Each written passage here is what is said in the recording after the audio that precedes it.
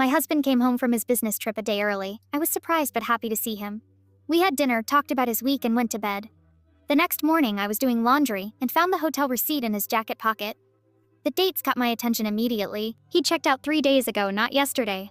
I sat on the edge of our bed holding that receipt, my mind racing. If he checked out 3 days ago, where had he been? When Marcus came home from work, I was waiting with the receipt on the kitchen table. Want to explain this? He looked at it and his face went pale. I can explain. I'm listening. He sat down heavily. I wasn't on a business trip, I was at a meditation retreat. A meditation retreat. I've been really stressed. I needed some time to clear my head. I didn't know how to tell you. So you lied? For a week? I knew you'd think it was stupid that I was being dramatic. I stared at him. You thought I'd judge you for going on a retreat, so instead you lied to me for an entire week and let me believe you were working? When you put it that way, how else should I put it? You lied, Marcus. Deliberately. He looked down at his hands. I'm sorry. I should have told you the truth. But something felt wrong. A meditation retreat didn't explain why he looked so guilty. I opened my laptop and started searching. It took me 20 minutes to find it. There was no meditation retreat that week. Not at any facility within 3 hours of where his business trip was supposed to be.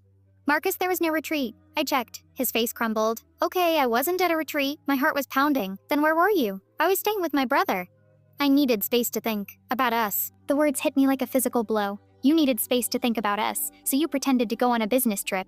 I didn't know how to tell you I needed a break. We've been fighting so much lately. I felt suffocated. Fighting? We haven't been fighting. Not out loud, but everything I do annoys you. I can feel it. I couldn't breathe properly.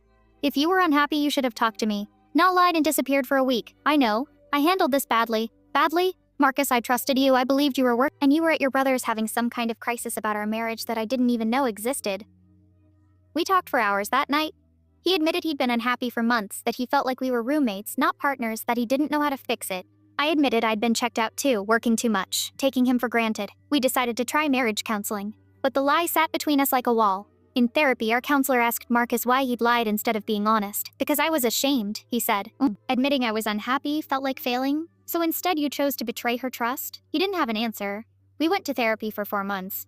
We worked on communication, on honesty, on rebuilding trust, but I couldn't forget that every time he went on an actual business trip, I wondered if he was really there. Every time he said he was working late, I checked. The trust was gone. One night, about 6 months after the lie, we were having dinner and he mentioned an upcoming conference. My first instinct was to verify it was real. He saw my face. You don't believe me? I want to believe you, but you don't. I put down my fork. You lied to me for a week, Marcus. And it wasn't just one lie, it was multiple lies. Every day you came home and pretended you'd been at work. Every phone call where you described fake meetings. You looked me in the eye and lied over and over. I thought we were working through this. I'm trying, but I don't know if I can get past it.